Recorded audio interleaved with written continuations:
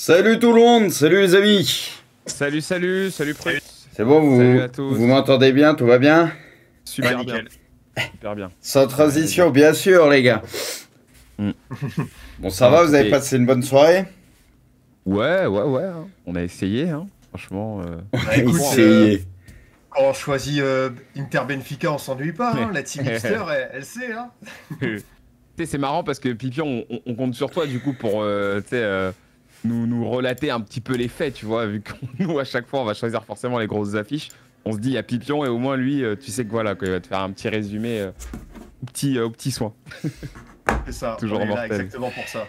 Ah mais ça fait plaisir. Eh bien écoutez les amis, bienvenue à vous, bienvenue à tous. Alors non, ce n'est pas des horaires de chômeurs, il y a des gens qui sont là, il y a des gens qui sont pas là, il n'y a pas d'horaire de chômeurs les amis. On est là pour une heure pour voilà, parler un petit peu de ces quarts de finale qui se sont achevés hier soir. Des quarts de finale, alors c'est ce qu'on se disait un petit peu en off, c'est que bon bah évidemment les équipes avaient plus ou moins fait le taf à l'aller, donc forcément on n'a pas eu de retournement de situation, quoique on s'est quand même fait plaisir hein, avec les matchs qu'on nous a proposés. Du coup aujourd'hui ce qu'on va faire, c'est qu'on va se faire une petite émission avec des tops, des flops, on va parler un petit peu des joueurs qui nous ont marqués sur cette petite semaine là, sur ces 7 jours de quart de finale. Avec bien sûr l'équipe, hein, la Dream Team, il y a Bruce que vous avez reconnu. Bruce, ça va bien du coup? Ça va, tranquille, c'était une semaine de Ligue des Champions qui m'a plu, Ouais. donc bah forcément ça va, on va dire. Bah, c'est très bien, c'est très bien. T'es en demi-finale, on voit bien le sourire, c'est top, ça fait plaisir pour l'AC Milan. Et il y a Pipion aussi qui est présent. Pipion, au top. Bah écoute, ça va très bien. Là, on va rentrer encore plus dans le vif du sujet. Et on le voulait pour un quart de finale, le derby milanais. Bah alors Ouais. l'avoir en demi comme en 2003, avec toute cette atmosphère, un San Siro, j'imagine de folie. Là, je sais pas ce qu'on aura sur le terrain. Je pense à un match tactique. On va en parler défensif, etc. Avec plein d'individualités à surveiller. Mais dans les tribunes, moi, je m'attends à un spectacle incroyable. Donc déjà, Ah, ça va chauffer, ça va chauffer. ouais, franchement, déjà, les présentes années. Bon, on se souvient qu'en 2005, ça avait été interrompu, défaite sur tapis pour l'Inter parce que Dida avait reçu quelque chose. Ah oui, Mais, c'était pas une bouteille de bière, non? C'était pas ça? Ouais, c'était un Ouais. projectile. Ou Alors, un fumigène plutôt. je pense que c'était un fumigène L'un avec ou la, l'autre. avec la fameuse photo Costa Oui. Curta, Materazzi que Elle tous est les gens lunaire ont en la fond d'écran. photo, ouais. Tous les gens ont comme fond d'écran depuis pas mal de temps. Donc voilà, là, on va avoir un vrai match où on va pouvoir s'expliquer. Ouais, ça va être assez passionnant, bien entendu. Émission que vous allez pouvoir retrouver, bien entendu, si jamais vous pouvez pas aller au bout, ou alors même je parle à ceux qui vont la regarder en replay sur la chaîne YouTube hors jeu. Et on en profite aussi pour saluer tous ceux qui nous écoutent en podcast. Apparemment, vous êtes de plus en plus nombreux à nous écouter. On est même monté carrément dans le top 5. Donc bon, on fera le point là-dessus. Mais ça nous fait plaisir de voir que l'émission vous plaît de plus en plus. C'est très très cool. Messieurs, sans transition, je pense qu'on peut entrer dans le vif du sujet et commencer cette émission. On s'est donc, comme je vous l'ai dit, préparé des petits top émissions qui, je le rappelle, est toujours faite avec notre partenaire premium Winamax qui nous accompagne donc toute la saison. Hein, voilà, jusqu'à la fin de la saison foot, on sera avec eux. Partenaire qui vous propose un bonus de bienvenue avec ce premier dépôt doublé en pari gratuit. Donc, c'est-à-dire que si vous déposez 100 euros, vous avez 100 euros en plus à parier, ce qui vous fait 200 euros si vous savez calculer. Et avec le code ORGE10, vous avez un bonus supplémentaire de 10 euros. Et je rappelle juste que voilà, les paris sportifs sont interdits aux moins de 18 ans. Vous êtes mineur, vous n'avez pas le droit de parier. Allez, c'est parti, c'est la bonne. Mais si on va commencer très très rapidement, on va commencer très vite. Vous savez quoi? Je veux que vous me donniez votre MVP des quarts de finale. Donc voilà, ce qu'on s'est dit, c'est toute équipe confondue, le joueur qui pour vous a été extrêmement clutch et mérite le titre de meilleur joueur de ces quarts de finale. Bruce, on va commencer avec toi. On a le même ou Pipion. pas? On a le même ou pas, Bruce? Justement, on va Peut-être découvrir. pas, non, peut-être On va pas, j'en découvrir. sais rien. Moi, en vrai, il y aurait pu en avoir plusieurs, donc. Ben oui, c'est ça le truc. Donc voilà, mais bon, moi perso, j'ai mis... non, moi, les Milanais, j'en parle après, machin. Là, j'ai mis Haaland, moi, personnellement. Ah, t'as mis Haaland. J'ai mis Haaland parce que pour moi, sur l'aller-retour, mine de rien, l'aller, on n'oublie pas le but et la passe D. Voilà, il a été altruiste sur le retour. Même si, oui, il y a un penalty de raté, etc. C'est lui encore qui va mettre le but, etc. C'est contre le Bayern. Voilà, il a pris ses responsabilités. Pour moi, il a fait le job. Donc, j'ai mis Haaland. Après, il aurait pu en avoir d'autres, hein, bien évidemment. Ouais, tout à fait. C'est vrai que ce penalty il y a un petit peu taché le tableau, mais en vrai ça c'est Le premier match, il les a mis bien, on va dire aussi. Oui. Voilà, c'est Haaland. En fait, c'est parce que Haaland, depuis quelque temps, on se dit ce fameux neuf, ce fameux tueur pour City. Donc tu l'attends sur des matchs comme ça. Il vient d'arriver et tu vois, c'est un match, c'est une double confrontation où tu as besoin de lui. Et franchement, dans l'ensemble, il fait quand même bien le boulot. Donc voilà, c'est pour ça que j'ai voulu le récompenser. Et Haaland qui va vivre sa première demi-finale de Ligue des Champions, a priori, hein, si je dis pas de bêtises. Ouais, c'est ça. Ouais, c'est ça. Et est-ce qu'il va aussi affronter le Real pour la première fois, Pipion? Je crois pas qu'il a affronté le Real. Moi, ça me dit rien. Avec Dortmund Il me semble pas. Hein. Ça me dit rien, donc non, moi, ça me dit rien. Pour lui. Bon, bah voilà, ce sera soirée de première. Alors, toi, t'as lequel, toi, Pipion? Écoute, j'hésite grandement entre Maignan et Leao côté milanais. Ouais. Parce que les deux ont été décisifs dans leur domaine de prédilection. Est-ce que je vais faire un peu de cocorico? Bon, après, je dis ça, mais on en a parlé avec Bruce, hein, mais on a découvert que Leao parlait tellement bien français que maintenant on peut le considérer comme un petit de chez nous. Hein. Honnêtement, on a été bluffé par ça. Mais honnêtement, j'ai envie de faire un gros big up à Mike Maignan parce que depuis son retour de blessure, il est sur un niveau stratosphérique, déjà parce qu'il a porté le Milan en 8e de finale de Ligue des Champions contre Tottenham. Ensuite, il a été décisif avec l'équipe de France. Il a très bien démarré sa place de titulaire. Et aujourd'hui, quand il fait ça, on se dit qu'on a de la chance en France d'avoir un gardien qui est sans doute le meilleur actuellement au monde avec Thibaut Courtois et peut-être Ter Stegen, mais c'est quelqu'un qui fait tellement de différence. On savait que sur penalty c'était un très bon, mais ses réflexes ils sont totalement fous aussi dans le domaine aérien. C'est un gardien qui rassure, c'est un gardien qui a un bon jeu au pied, c'est un gardien qui communique très bien. Honnêtement, je suis épaté par ce qu'il réalise. On savait déjà que le Milan avait fait un très bon coup, on le cherchait pour succéder à Donnarumma. C'est pas évident à l'époque parce qu'il perdait un gros client, ça faut pas l'oublier. Et lui, il a parfaitement assumé la transition. Il s'est pas posé de questions. Et aujourd'hui, à 27 ans, il est bon dans tous les domaines de tout ce qu'on attend d'un gardien. Donc honnêtement, j'en suis ravi. Et encore une fois, le penalty qui sort de Gvara, les 3-4 arrêts qu'il faut, temporise. Il encaisse un but d'Osimhen, mais il ne peut pas grand-chose. Et honnêtement, voilà, depuis 8e de finale, il a pris qu'un but en 4 matchs. Et pourtant, il y avait des beaux clients dans chaque équipe. Donc honnêtement, coup de chapeau à notre ami Magic Mike. Ouais, tout à fait. Bah écoute, t'as tranché. Moi, je vais aller complètement dans le côté cocorico parce que oui, j'ai aussi choisi Mike Maignan. Bon, alors ça va être dur de ne pas répéter tout ce que tu as déjà dit parce que finalement, Mike Maignan, c'est exactement ça. Aujourd'hui, ce qui est fou avec lui, c'est qu'on est en train de le mettre dans la discussion de savoir si c'est pas le meilleur gardien du monde finalement. Alors évidemment, il y en a un autre à côté, du côté de Madrid, qui est quand même depuis maintenant 2 saisons, même peut-être 3, juste phénoménal, stratosphérique. Thibaut Courtois, bien entendu. Mais Mike Maignan, c'est vrai que ce qu'on voit aujourd'hui, je dirais pas qu'on n'a jamais vu ça, parce que bon, il y a des grands gardiens, on en a vu quand même beaucoup dans l'histoire du foot. C'est vrai que en ce moment, lui, il a vraiment ce truc où il fait peur. Il fait peur, ouais, il a une aura. En fait, voilà, c'est ça que moi je trouve assez impressionnant avec lui. Et il rassure aussi toute son équipe, mais toute l'équipe, il la tranquillise. Le simple fait qu'il soit derrière, les mecs, ça les tranquillise, quoi. C'est criant depuis qu'il est revenu. C'est exactement ça, ça se sent. Tu vois, même, on a vu les images. On voit que les mecs, en fait, ils ont confiance en lui. Quand il sort le penalty, t'as toute l'équipe qui vient presque, voilà, célébrer ça avec lui parce que c'est quand même un moment de pression assez intense. Important aussi, au coup de sifflet final, il y a beaucoup de Milanais qui vont vers lui et pourtant les mecs sont qualifiés en demi-finale et les mecs, premier réflexe, c'est d'aller voir le gardien. Donc ça aussi, c'est très important. Ouais, complètement. En fait, ça en dit long, ça veut dire énormément de choses. De savoir que ce mec-là, voilà, dégage tout ce qu'il dégage en ce moment et que il a la confiance totale de toute son équipe, de son coach, de tout le monde, des supporters. Un grand merci à Donnarumma d'avoir quitté le Milan, en fait. Hein. On regrette absolument pas parce que derrière, tu récupères Milan, 15 millions. J'ai fait un remix entre Milan et Maignan. Je vais l'appeler comme ça maintenant. Tu le récupères pour 15 millions d'euros et voilà, contrairement au salaire qu'allait te demander en plus Donnarumma, bon, c'était monstrueux, donc t'es 100 fois gagnant. Donc merci à lui. D'ailleurs, il y a un commentateur qui avait fait franchement un très beau mix. Il avait appelé ça, je crois, le Maignan AC, je crois, ou le Mike Milan. C'est ce que je viens de faire là. Non, mais il avait dit un peu différemment, mais en tout cas, voilà, c'est exactement ça. C'est peut-être aujourd'hui le joueur le plus important de Milan, hein, je pense. Hein. Franchement, voilà, ce mec-là. ce mec-là est clutch et ce mec-là Je sais change pas si c'est le plus. la diff.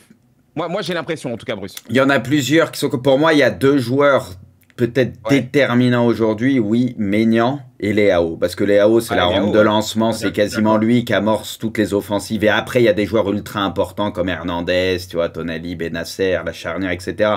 Mais vraiment, je pense, oui, Leao, Maignan, c'est... Putain, s'ils sont pas là, t'es mal, quoi. C'est vrai que t'es mal. Ouais, c'est vraiment les deux joueurs qui portent cette équipe, hein, on va pas se mentir. Messieurs, avançons vers les tops maintenant. Là, on parlait du MVP de ces quarts, vous avez entendu nos choix, maintenant on va parler des tops.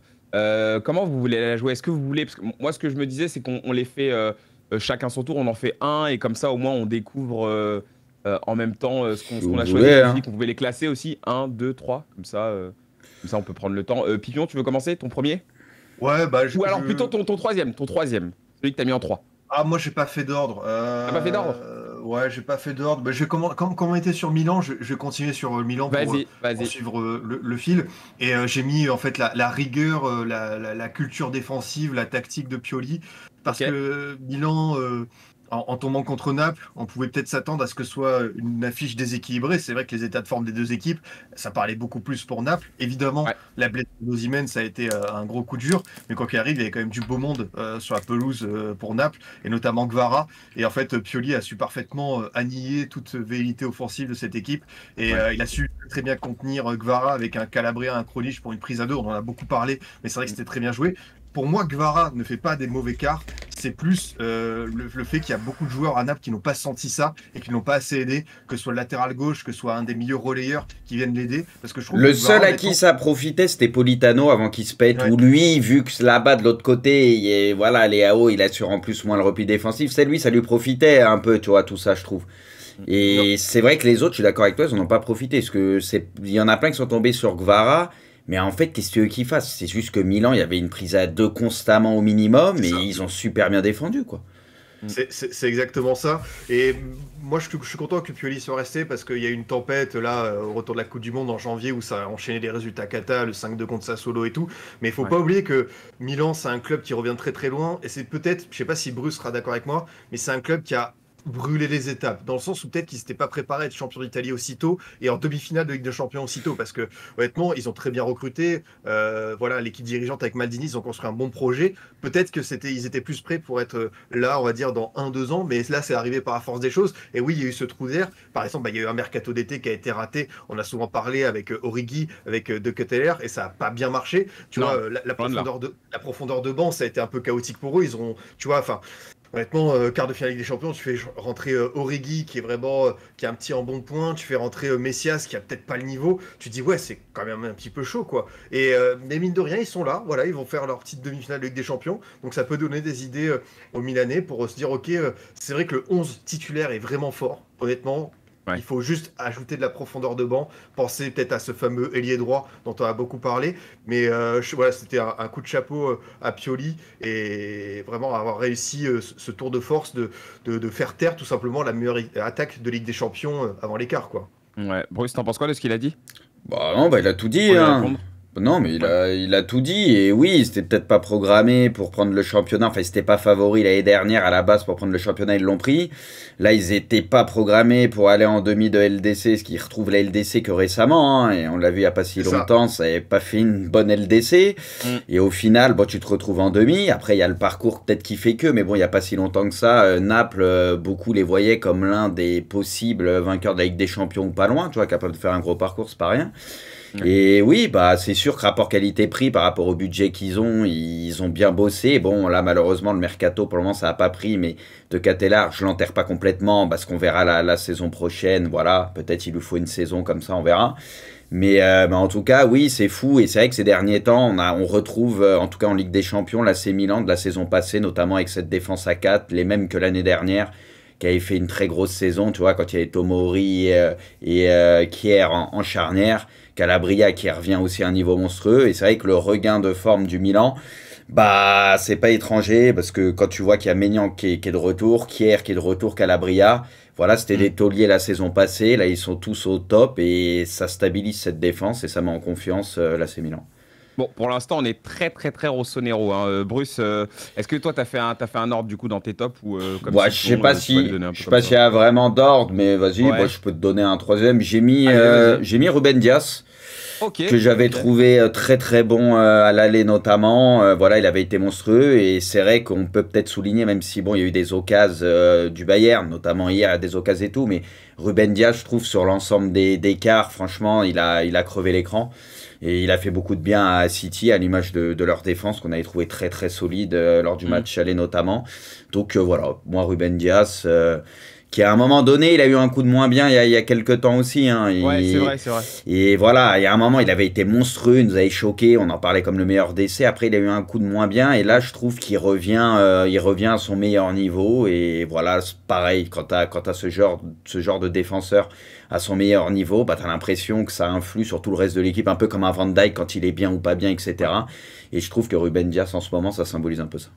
Je me demande si justement ce coup de moins bien, ça correspond pas à ce moment où je crois qu'il avait été blessé et du coup, enfin, Oui, on il y a sait eu qu'à des City, trucs, oui. il y a C'est beaucoup vrai. de concurrence au niveau de la défense et je crois que ça avait peut-être joué ça finalement pour Ruben Dias. Même, Et après, c'est ouais. vrai qu'on le reconnaissait Mm. pas trop. Oui, Pipion. Non, même sa Coupe du Monde était pas top, quoi. Non, elle était pas Non. dingue. Elle était pas La dingue. Coupe Loin du de là. Monde, et tu vois, c'est un joueur qui était quand même attendu comme un des tauliers du Portugal, il est un petit peu déçu. Donc il y a eu ce petit coup de moins bien. Mais voilà, de ce qu'on avait vu sur ses débuts en Angleterre, il avait mis des standards très hauts. Et là, dans une équipe de Guardiola où ça tourne très bien, Ouais. bah, tu sais que lui, il a vraiment l'étoffe en fait du patron de cette défense. Mm.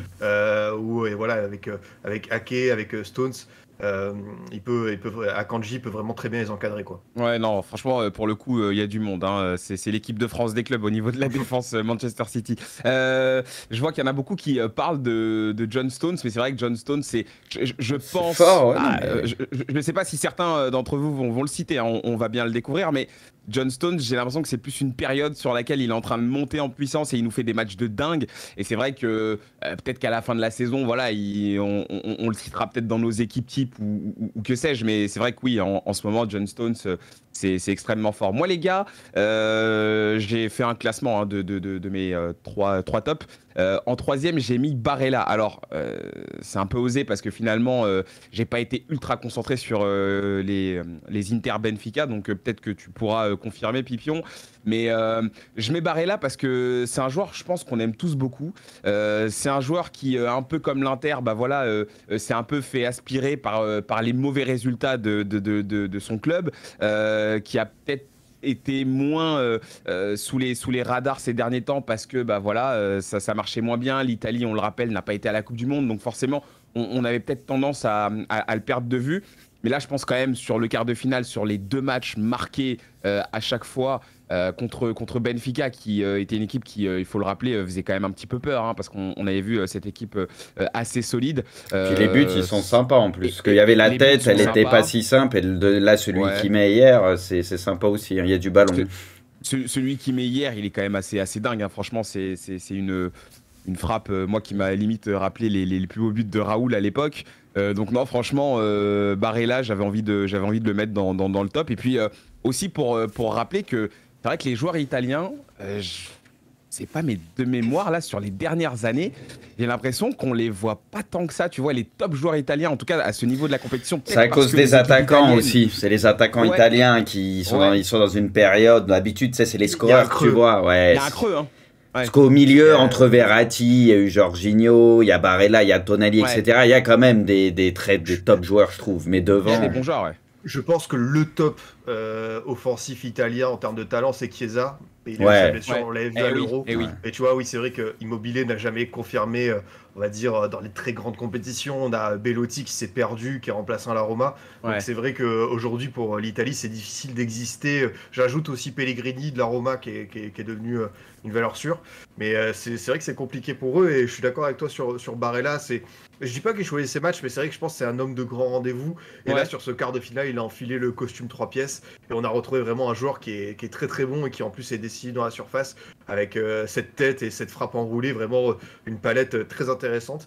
Et honnêtement, ça va être l'un des hommes sur qui l'Inter doit se reposer pour cette double confrontation demi-finale face à l'AC Milan parce que lui, il peut faire des différences. Ouais, finalement, j'ai l'impression qu'on a retrouvé le Barella de l'Euro, quoi. En tout cas, sur ces matchs-là. Juste, Pipio, Vrac, oui, oui, bah oui, moi je Brice. vais enchaîner par mon deuxième, parce que mon Ah bah deuxième, vas-y. non, parce que mon Oui, vas-y. deuxième c'était Barella, donc c'est pour pas faire Ah, doublon par ok. rapport à tout Eh ce ben, que on a t'as le même dit, alors. comme ça on peut abréger. Bon, t'as tout dit, super joueur, Ouais. ultra complet, ultra technique, il y a du ballon, puis là en plus il marque sur les 2 matchs, donc voilà, moi c'est un joueur, même si bon, il est pas, malheureusement pour lui, il est pas dans le bon Milan, mais c'est un joueur que Ouais. j'apprécie beaucoup et qui respire le foot, donc voilà, Barella, moi j'avais mis en deux aussi.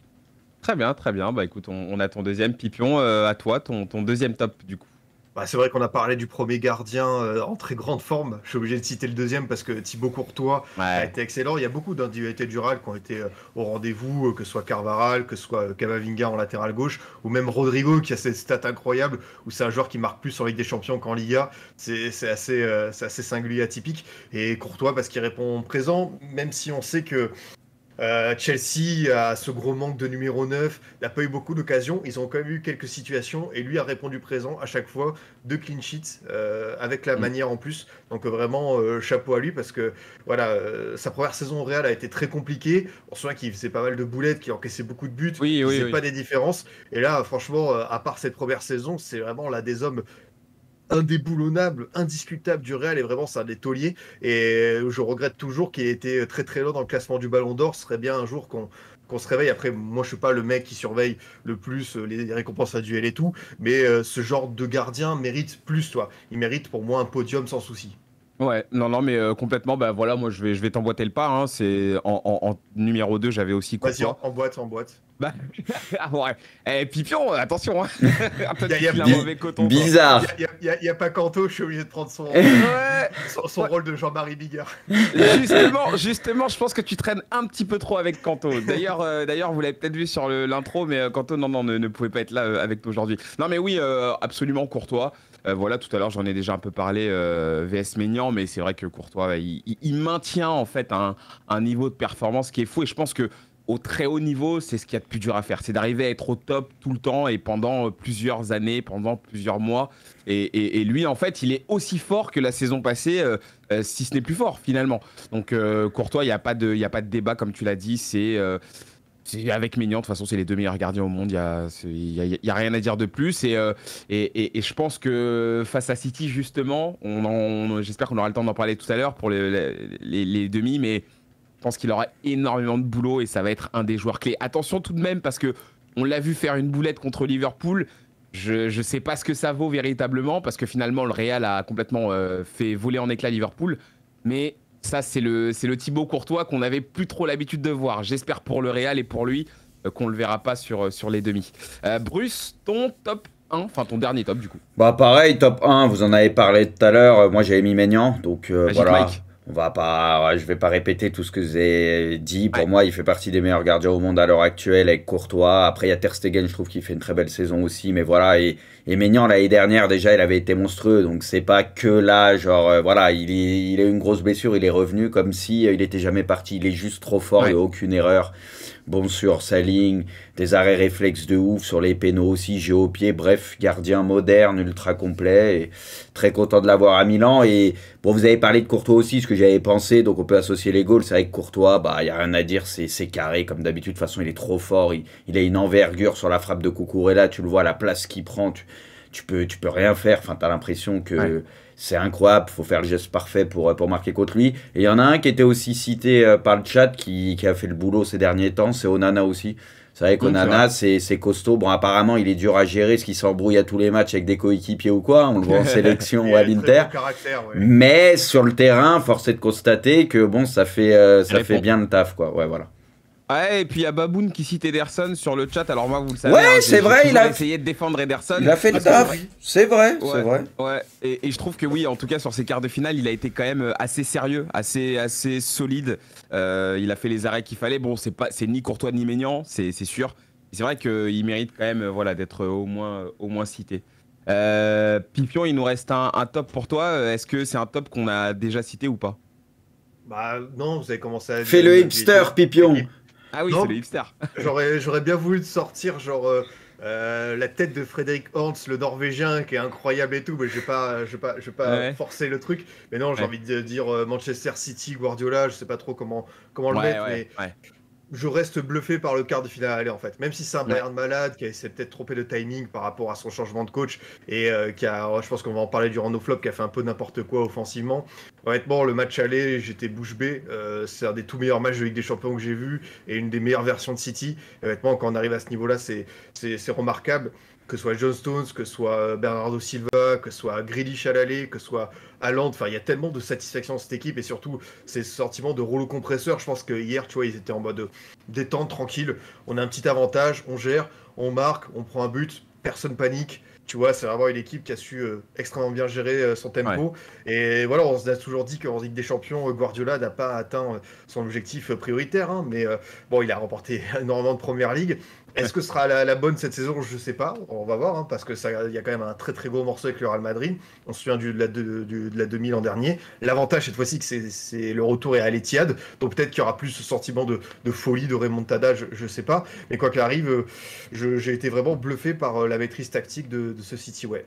Ouais, de toute façon, je pense que c'est un peu le cas de tout le monde. Hein. C'est vrai que ce City fait peur et pourtant, c'est fou parce que, encore une fois, hein, on l'avait déjà dit dans une émission, mais moi, j'ai vu des City qui font encore plus peur offensivement, mais qui sont peut-être moins équilibrés, qui ont ce truc avec Guardiola où voilà, il va faire n'importe quoi. Et c'est vrai que j'arrive pas dans ma tête à remettre les choses dans l'ordre, mais ce City-là, j'ai l'impression qu'il est ultra complet et qu'il n'y a pas de faille, en fait, c'est ça.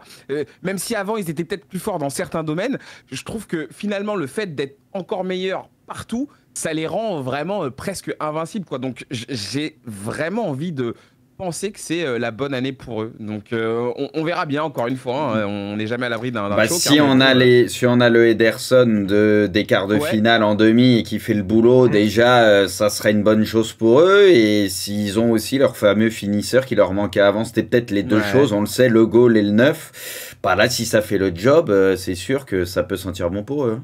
Et le même Guardiola aussi, hein, parce que voilà, faut que lui aussi. Attends, on n'est pas à l'abri. Hein. Ouais. Il faut qu'il reste sur sa ligne. Messieurs, c'est le moment de passer au flop. Et oui, oui, parce qu'il y a des joueurs qui sont quand même passés à côté. Hein, on les a vus. Joueurs, si vous voulez, club, entraîneur, enfin tout ce que vous voyez. Bruce, le premier flop que tu as envie de citer? Bah, je pense on l'a tous, hein, c'est Upamecano. On va aller vite, on va aller vite. On aurait aimé qu'il soit pas dans nos flops, mais c'est vrai qu'il a été cata sur les deux matchs. On a revu la version d'Upamecano qui faisait des bourdes, malheureusement. On pensait qu'il avait gommé ça ces derniers temps, parce que c'est vrai qu'avec la Coupe du Monde, avec le Bayern, ça allait beaucoup mieux pour lui, il faisait beaucoup moins d'erreurs. Mais là, force est de constater que sur l'aller et le retour, il y a 2-3 énormes erreurs qui te coûtent des buts, qui font mal, etc. quoi. Donc c'est beaucoup trop. Et j'en parlais avec Pipion avant, tu sais, hier, c'est une glissade aussi. Il y a des erreurs, mais c'est une glissade. Mais je crois que c'est Ferdinand qui disait ça, en gros, que pour lui, c'est parce qu'il est nerveux sur le coup et tu sais, ça te fait hésiter et ça peut te faire glisser. Tu vois, moi, je suis pas loin de penser comme lui. Pour moi, c'est pas un hasard. Parce que tu vois, le nombre d'erreurs, tu as l'impression qu'il a des absences. Dès qu'il commence à faire une grosse connerie, tu sais, derrière, il sort un peu de son match et il y a des erreurs qui vont venir petit à petit.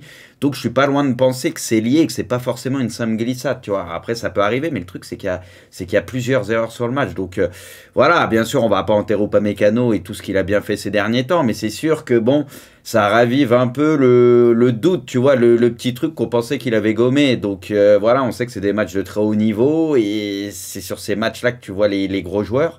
Et malheureusement, bah, sur les deux matchs, il est passé à côté, quoi. Donc, en espérant que la saison prochaine, en Ligue des Champions, tout ça, bah, il n'y ait plus ces erreurs-là. Mais c'est vrai que ça fait mal en espérant que ça reste pas trop dans un coin de sa tête.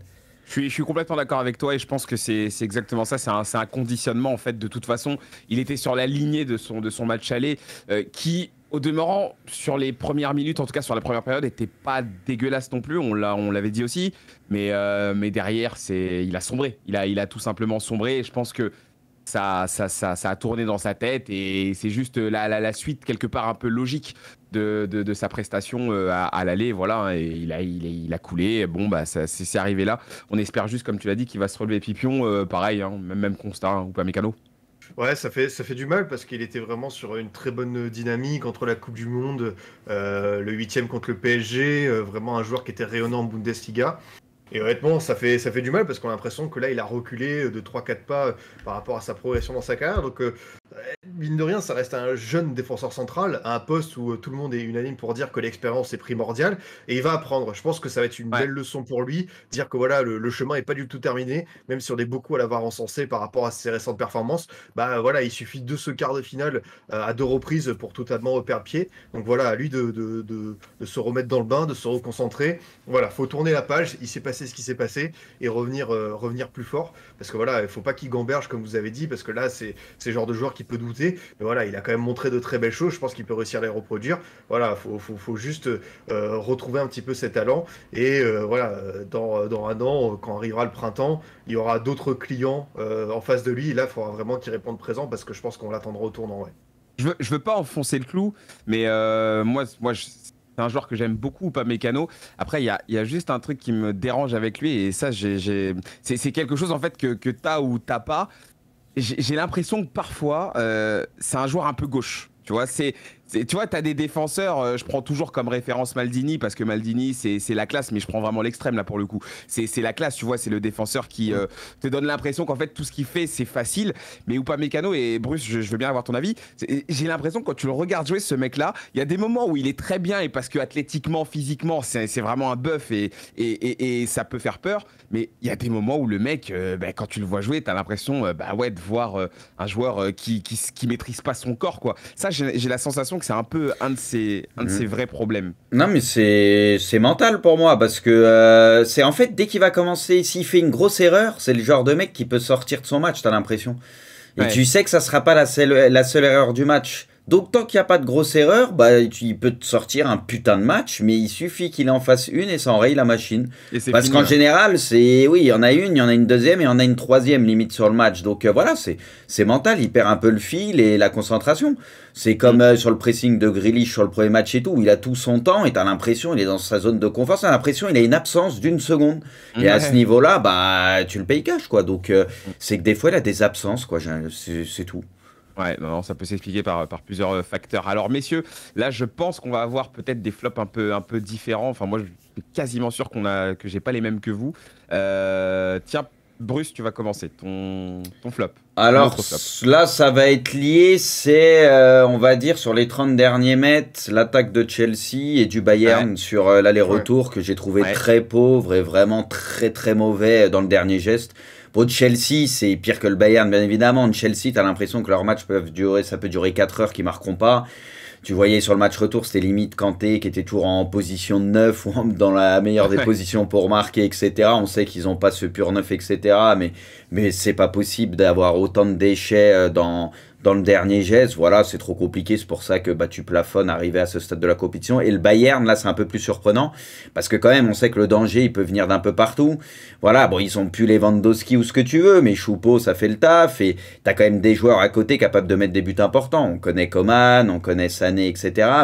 Mais là, t'as l'impression qu'il y en a pas un qui est en grande forme. On avait vu Sané pas trop mal sur l'aller, dans le sens où c'était peut-être celui qui se créait des frappes de loin et tout, Ouais. sans être incroyable. Mais le reste, on n'avait pas vu les autres joueurs offensifs. Là, on a eu du Coman, etc., qui faisait des diffs, mais pareil, peut-être un peu trop seul.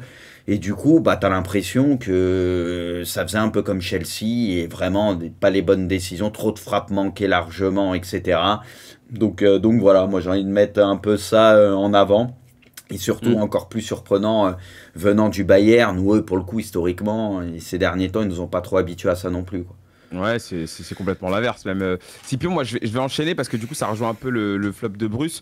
Moi, c'est un joueur qui m'a vraiment déçu, mais après, il y a des circonstances quand même dans Ah, ce je cas-là. sais qui tu vas Euh, dire. Vas-y, dis. Non, mais je peux me tromper, mais c'est Non, un vas-y, joueur du vas-y. Bayern? Non, un joueur de Chelsea. Ah, ok, bah non, alors je pense que c'était un Non, du c'est pas Bayern. lui. Ok, ok. Joao Non, Félix.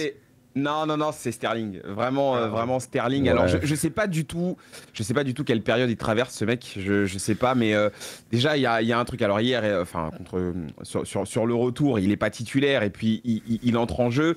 Mais déjà surtout son match aller quoi. Son match aller, il est tellement pauvre. Il y a tellement peu de propositions. Il y a tellement rien en fait à tirer de son match que vraiment, je pense qu'il faut peut-être ouvrir son dossier. Alors c'est vrai que Chelsea, c'est quand même une défaillance globale, hein. Chelsea, ça va pas du tout. Enfin, c'est peut-être aussi ça qui fait que les joueurs sont très peu inspirés, ont pas envie limite de se donner. Mais Sterling, pour moi, là, il a clairement montré qu'il était pas du tout dans le coup. Sur son entrée, en tout cas, j'ai pas vu l'attitude d'un mec qui avait envie d'apporter quelque chose, de permettre Ouais, à mais son ça, équipe Braque aussi, je de pense, changer le match, c'est tu le vois. Chelsea actuel où Ben les ouais, mecs sont tellement au fond du trou que t'as l'impression ils attendent la fin de saison pour voir, et puis ouais, voilà, quoi. Les mecs, ils ouais. en peuvent plus. Ça, c'est vrai de le dire, mais vraiment, là où j'appuie sur le flop, c'est sur son premier match. Plus en tout cas que sur le deuxième. Mais en tout cas, je peux pas admettre qu'un joueur comme ça il est talentueux, Sterling. C'est pas, je suis pas en train de dire que c'est ni Vini, ni Neymar, ni Cristiano, ni qui tu veux, mais c'est un joueur qui peut donner bien plus que ça. Et j'ai un peu l'impression qu'il est en train de se perdre. Donc voilà, c'est même plus un gros avertissement que je lui mets, même si je suis personne. Pipion. Non, non, mais t'as bien raison. Et après, on a commencé à le dire. Quand tu passes de quelque chose qui était très bien cadré, le City de Guardiola, à ce bordel sans nom qui est le Chelsea des Américains de Todd Bowley, bah, même un joueur qui a du talent et du vécu en PL comme Sterling, je pense qu'il s'est perdu. Et je pense que voilà, lui, Mm. peut-être, tu sais peut-être qu'il est venu parce que Tourelle l'a demandé, parce que Ouais. Tourelle le voulait, comme Aubameyang. Et finalement, Tourelle est parti au bout de quelques semaines. Et lui, du coup, il se retrouve, bah voilà, avec Graham Potter, peut-être qu'il a pas d'affinité. Lampard, pareil. Donc pour le coup, peut-être que lui, il est totalement perdu parce qu'il a plus ce petit lien. On sait que c'est un joueur qui marche beaucoup à la confiance. Et Guardiola, il en a fait quand même un joueur régulier, fiable, quelqu'un qui a réussi à marquer 20 buts en une saison de PL. Là, c'est vrai que je regardais ses stats, elles sont terribles, tu vois. 4 buts, 2 passes vives en championnat. Il faut remonter à 2012-2013 pour avoir un contenu aussi pauvre de sa part T'as la en termes de réponse, stats. Pipion? Excuse-moi, le meilleur buteur cette saison de Chelsea et combien de buts? Je te pose la question. Ça doit Alors, être effrayant. Ah, je je crois que crois que c'est un truc de fou, je crois, il me semble. Bah, je ça crois que doit c'est être flippant ce que j'y pensais là, mais je crois que c'est Havertz, mais le nombre de buts total, Ah, faut que j'aille voir. ça Je doit. suis, je suis quasiment sûr que c'est Havertz. Havertz avec 9 buts, voilà. 2 en Ok. Champions et 7 en PL. Et le pire, ouais. c'est que le deuxième meilleur buteur, il doit être loin de lui, je pense. Tu sais, il doit y avoir un vrai écart. Ça doit pas être genre, il y en a un qui a 7-8 buts, je pense même pas. Ouais, Alors, bon. c'est assez critique. Et ouais, c'est ça, meilleur passeur en PL, il a 2 passes D, tu vois. Donc Pouah. c'est vrai que c'est vraiment le néant pour une équipe qui nous habitue vraiment à des standards. Là, ils sont, je crois, à moins d'un but en moyenne par match. Enfin, c'est vraiment des choses qui sont assez chaotiques, quoi. Donc c'est vrai que pour eux, c'est la pente raide, mais ouais, la Sterling, je pense qu'il est en perdition. Et Ouais. globalement, c'est toute cette équipe de Chelsea qui n'arrive pas à trouver vraiment un fil directeur. Et là, même l'intérim de Lampard, vous savez ce que j'en pensais, c'est que, Oui, oui. ok, on veut limiter la casse, on va faire plaisir à un ancien du club.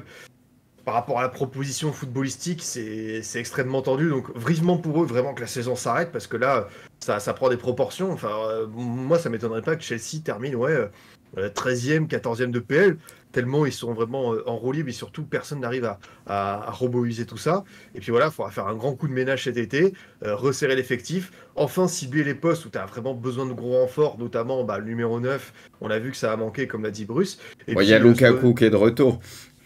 C'est Ouais, vrai. ouais, le Lukaku qu'on Non, voit mais je cette dis ça un peu ironiquement, parce Ah que oui, t'inquiète, ces je sais, derniers temps, il s'est perdu, mais pourtant c'est dommage, parce qu'à l'Inter, il avait été monstrueux c'est vrai. avant d'aller à Chelsea, c'est dingue, et il est parti en vrille. Bah, dès qu'il est arrivé à Chelsea, il avait foutu la merde en disant dès le début, oh, je regrette d'avoir Oui, quitté l'Inter, et tu sens que quelque chose s'est cassé, et il est sorti complètement totalement. de son truc, quoi. C'est Mm. totalement ça. Donc ouais, c'est vrai que pour Sterling, ça fait peine à voir, mais je pense que c'est plus global que juste le joueur, c'est tout le projet de Chelsea, où depuis le départ de Tourelle, on ne sait pas vers quoi on va. Ouais. Et ton deuxième top, tu l'as pas donné, hein, du coup. Flop, Non, pardon.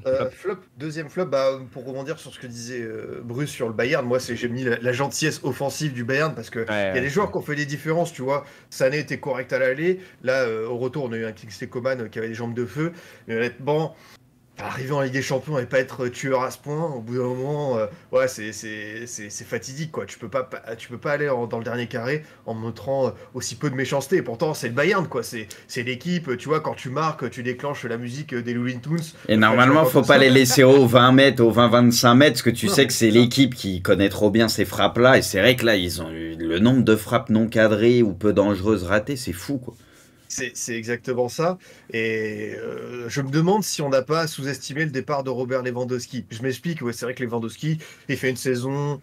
moyenne correcte au Barça, parce que même s'il a mis quelques buts, on a vu qu'en Coupe d'Europe, ça n'avait pas été satisfaisant, mais il arrive voilà, dans un club qui est toujours en reconstruction. Mais lui, il avait une place au Bayern, faut pas oublier qui était ce gars-là, quoi. C'est le mec qui a battu des records, qui a battu le record de Gerd Müller, qui était une machine à but, vraiment quand chez les bonnes choses. Et c'est vrai que quand entre le début où Mané faisait des bonnes choses en faux neuf, puis l'intérim assuré par Choupeau, on s'est dit, bah, finalement, plus besoin de Lewandowski, vous avez vu ça. Sauf que sur la durée, bah, faut quand même un mec fiable. Et que Mané, bah ouais, il y a eu Après, cette blessure, Pipian, tu le trouvais si fort en Ligue des Champions dans les gros matchs. Moi, j'ai toujours eu ce débat avec mon chat et tout, c'est pour ça que je te pose la question. Moi, je l'ai jamais trouvé si impactant que ça dans les gros matchs de LDC. Je te dis pas qu'il est zéro, tu vois, mais pas aussi impactant que sur les matchs de Bundes ou des matchs où le niveau est un tout petit peu plus bas, tu vois. Je vois ce que tu veux dire. C'est vrai qu'il a beaucoup mangé sur son fameux quadruplé contre le Real avec Dortmund. Mais en même temps, c'était un mec qui a quand même fait des très bonnes saisons avec des champions, qui répondait toujours présent. Et tu vois, sur le match d'hier, je pense qu'il aurait été plus utile que Choupeau, quoi. Évidemment, c'est un joueur qui a souvent déçu dans les grands rendez-vous. Mais mine de rien, c'était quand même le neuf du Bayern. Donc tu pouvais t'appuyer sur lui. Là, tu vois, en termes de fiabilité, je pense qu'il manquait peut-être ce gars-là devant. Mais Ouais, moi, non, non, mais- je trouve qu'au Bayern, il y en a pas un enfin, comme on a dit, Sané peut-être un peu à l'aller et Coman au retour, mais en soi, autour où quasi tout le monde, ils sont pas à leur niveau ou pas bons, tu vois. Non, pas Même, du tout. Pas du même tout. Musiala, on l'a vu très peu impactant. Bon, lui, il est très jeune, tu vois, ce que tu veux. Voilà, peut-être que Müller, bah, ça aurait été bien de l'utiliser un peu plus aussi, C'est etc., vrai. tu vois. Mais c'est vrai que j'ai l'impression qu'il y en a quasi pas un qui est au meilleur de son niveau devant, quoi. Il y en a plein qui sont en plein doute, donc c'est compliqué, tu vois. Non, mais c'est un problème. Moi, je pense que le Bayern, de toute façon, on le voit depuis quelques semaines. C'est une équipe qui tourne pas avec le même régime qu'il y a quelques mois. Donc, je pense que c'est une équipe qui va avoir besoin de beaucoup bosser. À mon avis, Tourelle va justement se servir de tout ça pour ajuster, pour relancer des mecs. Mais c'est vrai qu'on est loin, en tout cas, des vrais standards du Bayern. Justement, moi, je vais donner mon dernier flop.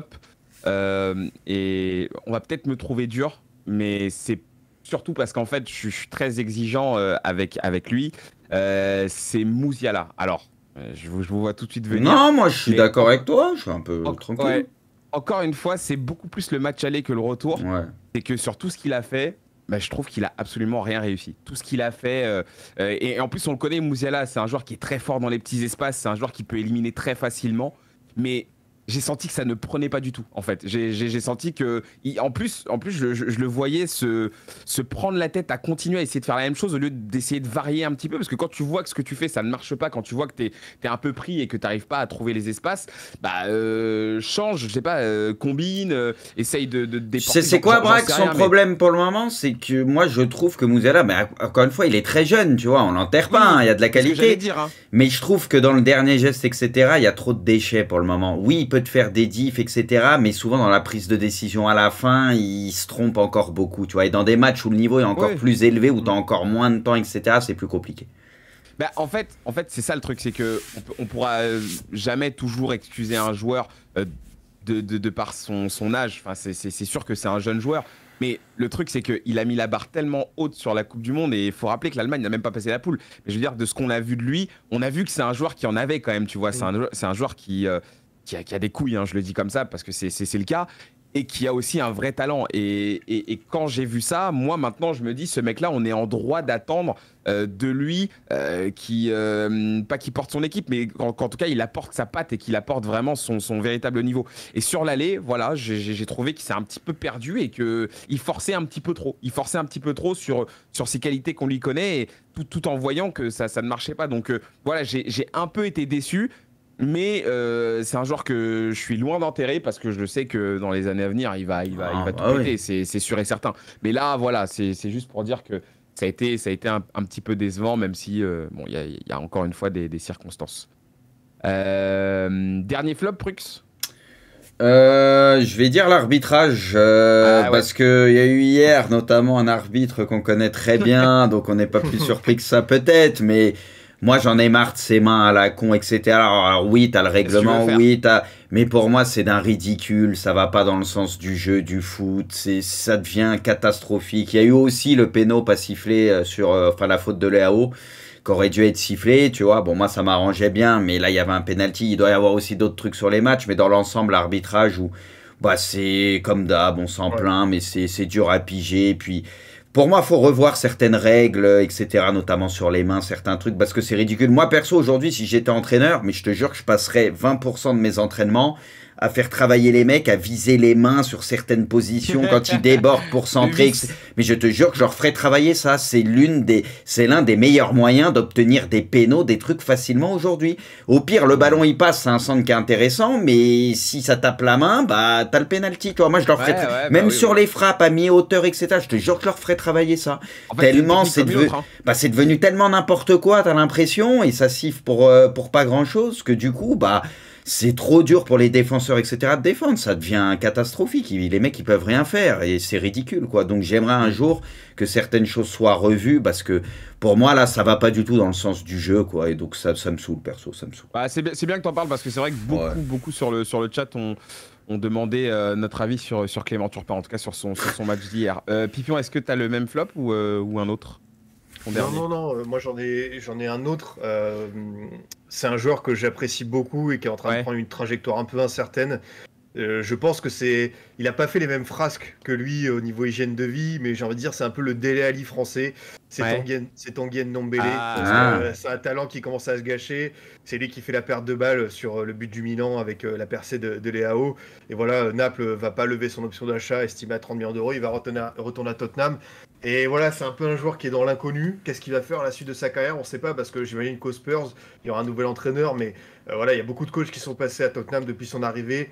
Et il n'y en a aucun qui a vraiment réussi à lui donner de la continuité. Lui-même, c'est délicat pour lui. Tu vois, il est revenu à Lyon lors de la seconde partie de saison 2021-2022. Ça n'a pas fait grand-chose. Il y a eu 2-3 bons petits matchs. Je me souviens contre Nice et sur la continuité. Bon, en fait, c'est ça. C'est un joueur qui manque tellement de régularité. Et pourtant, je pense qu'on est unanime sur le talent intrinsèque. Mais au bout d'un moment, c'est comme pour beaucoup de sa mi-temps, elle est pas dégueulasse, hein. Elle est pas dégueulasse contre Milan, mais il y a l'erreur, comme tu dis, et il peut jouer que 60 minutes, quoi. Mais pourtant, sa première mi-temps, tu sais, techniquement et tout, il y a des facilités, on le connaît, c'est bluffant. En fait, c'est pour ça que c'est encore plus frustrant. C'est ce que j'allais dire, c'est que sur le match, il y a toujours ces petits coups de rein, ces petites passes où tu dis, ok, ce joueur, il a vraiment ce petit truc en plus, mais au final, tu vois, comme tu dis, c'est un joueur qui physiquement peut plus tenir sur la durée. On lui a demandé de remplacer Zambo Anguissa, c'était pas au niveau tout simplement de ce que peut faire un Zambo sur 90 minutes. Et voilà, là, il va avoir 26-27 ans.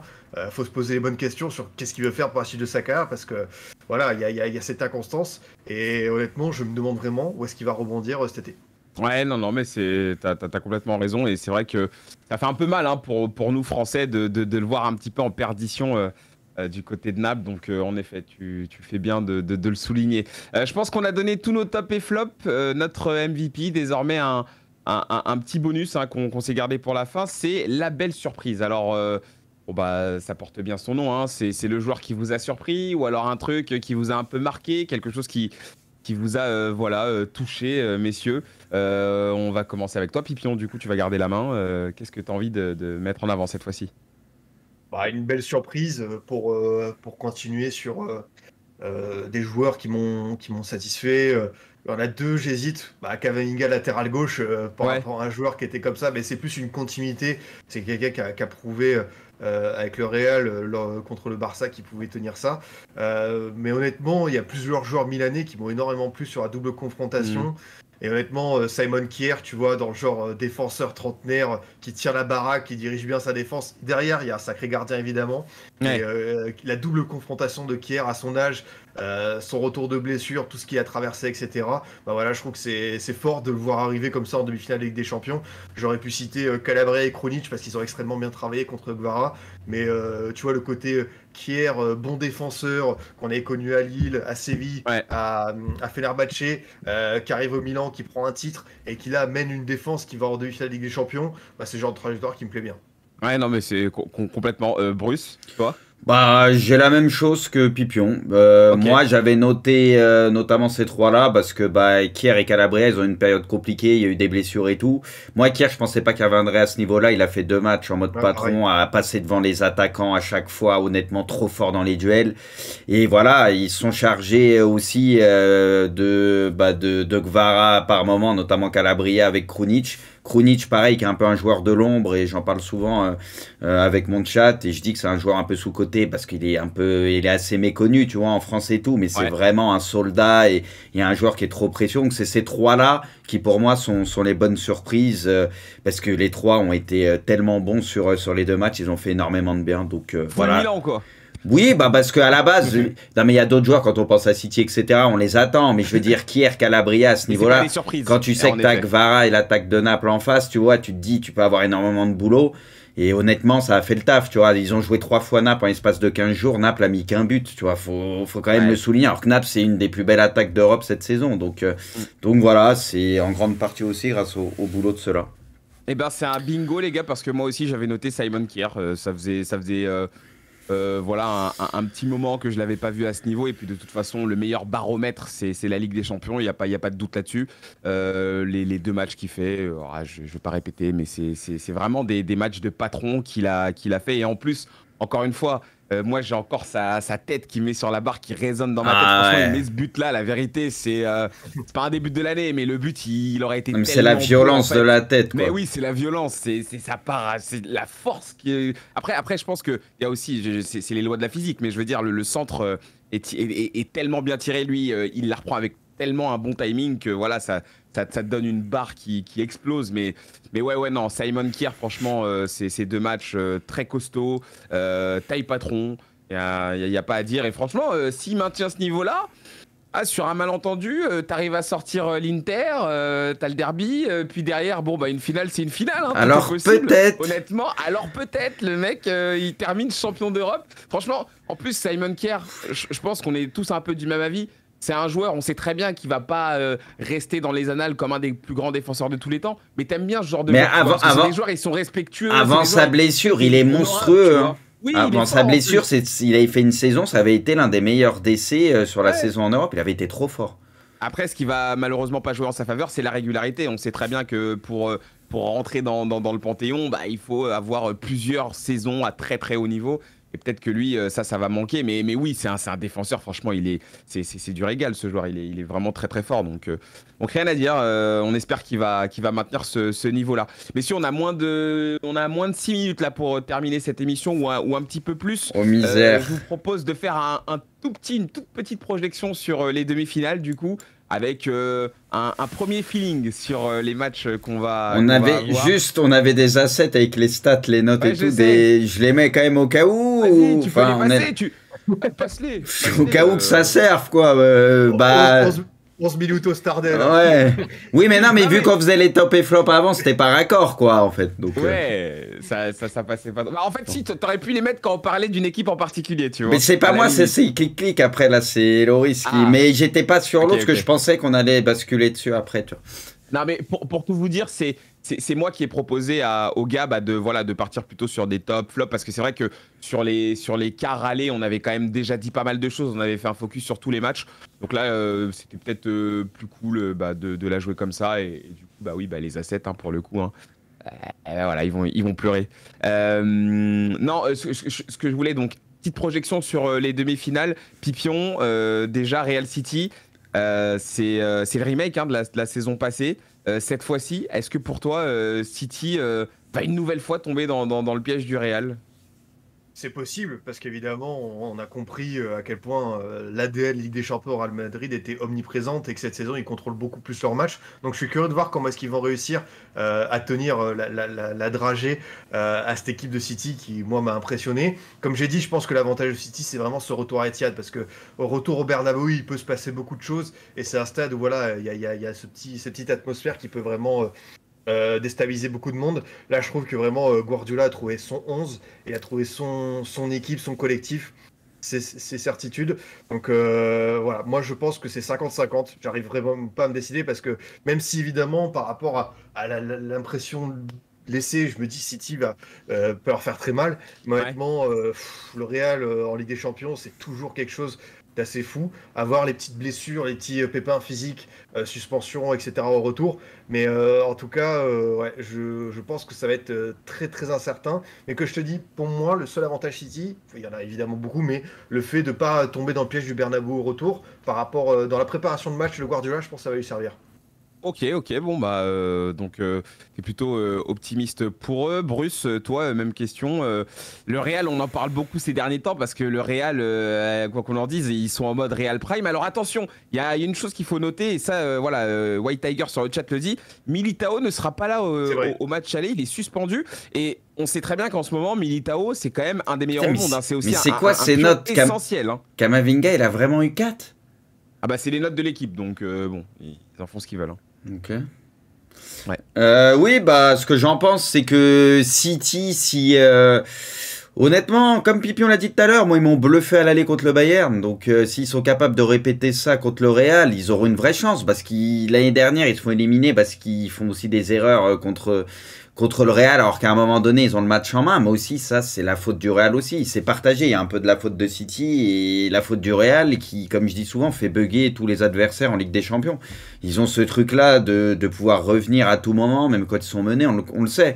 C'est l'équipe la plus dure à éliminer en Ligue des Champions. Donc, comme ça, sur le papier, ce que tu veux et la forme du moment, t'as envie de dire que City est un peu favori, bien évidemment, tu vois.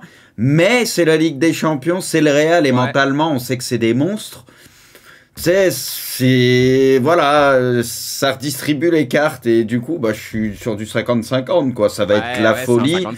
C'est la revanche de l'année dernière. Moi, je pense que City a le meilleur effectif en Europe, sûrement la meilleure équipe, mais voilà, là, c'est la Ligue des Champions, la gestion des émotions. Faut être clutch au bon moment. Il y a ce petit jeu-là, il n'y a pas meilleur que le Real. Donc, pour moi, ça équilibre les débats. Donc, voilà, j'ai juste hâte de voir ça. Ça va être complètement dingue. Et peu importe qui se qualifiera, là pour le coup, ça va pas me surprendre. Voilà, ça pourra surprendre personne. Parce que le Real, on a beau dire à chaque fois, et moi le premier. Bon là, j'ai compris, je le dis moins ces derniers temps, parce que l'année dernière, je les voyais absolument pas aller en finale, au vu à un moment donné ce qu'ils proposaient juste avant d'aborder les huitièmes, où tu les sentais pas énormes. Et avec le parcours qu'ils avaient, et au final, ils ont puni tout le monde. Donc c'est bluffant, cette année c'est encore la même chose. Bon, même si t'as Liverpool, t'as Chelsea qui font pas la saison de leur vie, il faut quand même les sortir, tu vois, et il faut faire les matchs, et encore une fois ils montrent qu'ils sont encore là et qu'ils peuvent encore gagner la LDC. Donc voilà, mais je pense vraiment que City, je les ai jamais vus aussi forts que là, et s'ils arrivent à faire ce qu'ils ont fait contre le Bayern, je pense qu'ils auront de vraies chances de se qualifier par contre. Mais à voir si, bah, comme j'ai dit un peu plus tôt, le Real va pas les faire bugger. Et c'est ça le truc quoi avec cette équipe, on ne sait pas.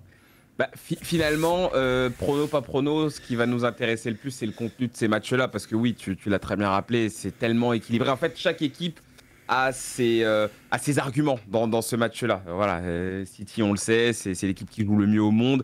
Et le Real, de l'autre côté, c'est l'équipe qui... je dis pas gère, mais en tout cas à l'avantage, en tout cas mental, sur quasiment tout le monde. Donc forcément, c'est un match qui est très équilibré. Et je crois que sur les deux dernières confrontations, en tout cas dans les phases finales, le Real, pour l'instant, est devant. Hein. Je crois qu'ils les ont sortis 2 fois de suite. Hein. Donc, a priori, pour le moment, le Real a peut-être un léger ascendant mental maintenant. Bah, le Real, de toute façon, ils ont l'ascendant sur tout le monde. Oui, non, mais c'est ça qui est chaud, c'est que peu importe. J'ai l'impression pour les équipes, qui que tu sois, tu joues le Real, ils chient dessus à un moment donné, ils paniquent. On l'a vu encore, c'est incroyable l'aura qu'ils ont en Ligue des Champions. C'est vraiment un jeu vidéo, c'est le dernier boss, tu vois, le truc inatteignable. T'as l'impression, le truc trop dur, quoi. Ouais, complètement. Oui, non, j'ai dit de la merde. En fait, j'avais en tête, c'est à l'époque où Varane fait ses boulettes. Donc non, en effet, City le Real a pas sorti City 2 fois de suite. Ils ont sorti le PSG pas mal de fois ces derniers temps. Oui, par contre, le City. Non, voilà, petite balle perdue pour le club de la capitale. Non, mais ça, je me rappelle de frappes à mes-distances de Bruyne, de Mahrez, etc. sur certains matchs et tout. Et Bruce, le Real et City, hein, les deux. Hein. Les deux nous ont sortis. Oui, donc, clairement, on fait pas les fiers. Milan-Inter, messieurs, le derby, pour clôturer. Bruce, on te laisse commencer, bien sûr. Ouais, bah écoute, c'est un Milan-Inter, quoi. C'est un derby, ça va être l'ambiance, ça va être n'importe quoi. Alors oui, tu sais, ça fait un peu moins rêver quand tu vois les équipes que par le passé, quand la Serie A était à son top, on va pas se mentir. Ouais. Mais... il y a quand même des belles choses, il y a des joueurs qui sont très intéressants, puis c'est un derby, quoi, même si en championnat, les 2000 ans, bon, ça carbure pas de fou, mais l'ambiance, tout ça, puis c'est mythique, quoi. Moi, franchement, j'ai hâte de voir ça. Ça va être incroyable, en espérant bien évidemment que l'AC Milan fasse de gros matchs, mais honnêtement, ça va être lunaire, Après, je sais pas trop à quoi m'attendre. Parce que Milan, est-ce qu'ils vont continuer? Et je pense qu'ils vont pas changer. Parce qu'on a compris que là, ils ont trouvé de la stabilité en étant en bloc derrière, en défendant bien, et puis en explosant en contre, notamment grâce à l'AO. Donc je m'attends un peu à ça, mais je sais pas trop à quoi m'attendre, parce que c'est des matchs spéciaux avec des équipes qui se connaissent très bien. Et c'est pour ça que quand Milan était tombé sur Naples, mais c'est pour ça que quand Milan était tombé Naples, j'avais dit c'est pas le pire tirage. Au moment du tirage, Naples, tout le monde disait oh ils vont tuer Milan et tout. Bien évidemment, pour moi, les 3 gros favoris, ils étaient en haut. C'était City, Bayern et Real. Mais les équipes de Serie A, elles se connaissent par cœur. Il peut tout se passer. Ils se connaissent trop bien. Tu vois, ils connaissent les stades. Il peut tout se passer. Donc, c'est pour ça que même là, bon, après, les 2 équipes, ils sont un peu sur la même dynamique. Pas bon en championnat, mais en Ligue des Champions, ça fait le taf, tu vois. Donc, pour moi, c'est un peu comme le match, l'autre demi-finale. Là, c'est un pronosticable parce que déjà, c'est un derby avec des équipes qui se connaissent parfaitement et ils sont un peu sur la même dynamique. Donc voilà, ça va être juste, j'attends parce que ça va être fou, vu ce que ça représente, c'est tout. De toute façon, les amis, on aura le temps, bien entendu, d'en reparler avec toutes les dynamiques, toutes les dernières infos. Voilà, si jamais il y a des joueurs qui manquent à l'appel, on aura le temps de reparler de ces matchs-là dans nos hors-jeux du lundi. Pareil, Pipion, premier feeling pour ce Milan-Inter? Je donnerais un petit avantage à l'AC Milan, même si les derniers résultats ont été en faveur de l'Inter en championnat en Supercoupe. Mais quand je vois ce qu'a su faire cette équipe contre Naples en termes de maîtrise tactique, waouh. Mais il fait exprès, il aime bien la faire celle-là. C'est incroyable. Il aime bien les caméras. Ouais, il vit pour les gars, il vit pour les caméras celui-là. Ouais, ça si, je m'y attendais pas là, parce que là, il a tout bousculé. Ou alors il a pas trop aimé ton analyse sur le match, je crois. Ouais, peut-être qu'il s'est dit là, attention, tu dis une connerie, Adrien. Ah ouais. Et en fait, c'est vrai que, comme l'a dit Bruce, c'est l'équipe qui se connaissent par cœur et tout. Moi, je pense que la clé du match, ça va être Leao. C'est le joueur qui peut débloquer la situation face à l'Inter, qui va, je pense, essayer évidemment de bien défendre. Mais quoi qu'il arrive, c'est lui qui, s'il est en forme, il peut vraiment porter cette équipe jusqu'en finale. Je m'attends à des matchs très serrés, finalement, comme la 2000-2003, hein, où ça avait fait 0-0, un partout, le Milan qui se qualifiait grâce au but à l'extérieur. Cette fois-ci, c'est plus possible comme règle, mais je m'attends pas à des matchs, ça se trouve, je dis n'importe quoi, hein, mais à des 3-2, des 4-0. Je pense que voilà, ça va se craindre, ça va beaucoup s'observer. Pourquoi pas aller au tir au but? Et à cet exercice-là, il y a 2 très bons gardiens, dont un qui brille actuellement. C'est assez incroyable de se dire quand même qu'on va retrouver avec certitude soit le Milan, soit l'Inter en finale de Ligue des Champions. Quelque chose qui n'était plus arrivé depuis plus de 10 ans maintenant. Hein. Franchement, c'est fou. Et j'en place une pour ceux qui sont plus ou moins de la même génération que Bruce et moi. Nous, c'est vrai que quand on était jeunes, c'est les émotions. Tout le temps dans les derniers carrés, en fait. Il y a une époque où même les Italiens, il y avait toujours une équipe italienne. Même la Juve, ils étaient là. Enfin, Milan, très souvent, l'Inter avec Mourinho. Enfin, je veux dire, voilà, moi, je trouve que c'est un moment assez dingue qu'on est en train de vivre. Donc c'est beau. Messieurs, pour terminer parfaitement cette émission, on va juste se regarder les cotes des rencontres du soir, des rencontres d'Europa League, bien sûr. Le vrai football. Le vrai football, le football de Pipion.